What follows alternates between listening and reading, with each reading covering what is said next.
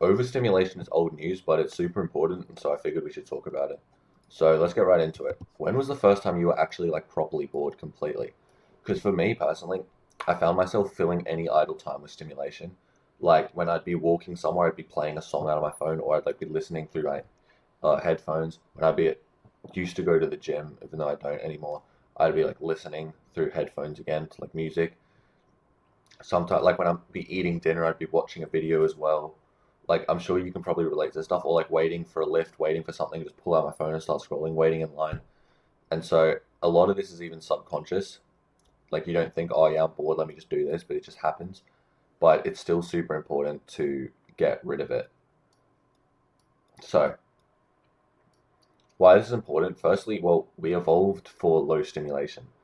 Like we evolved to be walking around for long distances, sitting around a campfire, watching the landscape, waiting during hunts. Like this allowed the brain plenty of time to rest, generate ideas, consolidate itself, and regulate its dopamine. And modern life completely removes this space because you feel the need to constantly plug your brain with new ideas and new stimulation every 3 seconds. And so basically dopamine, obviously you've probably heard about like fried dopamine or whatever. Dopamine, all it does, it's basically motivation and reward anticipations. Like you expect a reward, you expect like a payoff. And so when you're highly stimulating yourself, like on scrolling or playing video games or whatever, even modern food, like you're constantly spiking your dopamine. And so this can cause the receptors to lose sensitivity because if you get like super high spikes of dopamine, eventually the receptors need to adjust to be less sensitive to this. So that basically means that then normal tasks are no longer fun and interesting because the regular dopamine released by these tasks are no longer triggering the same response in these receptors. And so this can lead to a shrinked attention span, reduced motivation, increased boredom, and ironically, and it becomes more painful, anxiety becomes likely and creativity is impeded. So there's this really interesting part of your brain. It's called the default mode network or the DMN, and it basically is what kicks in whenever you're not focused on a task. So whenever you're not doing something, it's like when your brain's sort of wandering and you're just thinking about things, right? So self-reflection, memory integration, planning the future, creative insight, and like I said, it activates whenever you're just not doing anything, like daydreaming or showering, staring into space. Like you've probably heard of the whole meme about like shower thoughts, right? And it's basically that whole thing about how your brain just comes up with useful things, and it's not because like the bathroom is conducive to higher intelligence or better thoughts, but it's actually just because you're giving your brain time to activate the DMN and to actively activate its own thinking without being half distracted by like scrolling or by stimulation, right? So for me, I do like part-time work as a lifeguard, and so what that entails most of the time is walking around for 5 hours. And obviously, I'll talk to people sometimes when I'm not doing that. I have like this DMN constantly activated in my brain, like I just get to think, and I often have really, really interesting thoughts and revelations when I'm doing that. So I think it's super important. And yeah, it even you can see here like the DMN is obviously it's involved in memory processing, but researchers have reported dysregulations between DMN in patients with Alzheimer's and Parkinson's disease. So there's some implications there.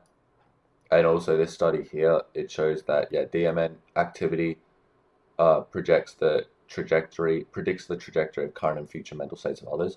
And it also says above which the DMN is implicated in a broad range of tasks, including social cognition and communication, with consistent activation patterns reported in the PCC, MPFC, AG, and the joint temporal parietal junction. These are basically just areas of the brain, like adrenal gland, prefrontal cortex, etc. Right?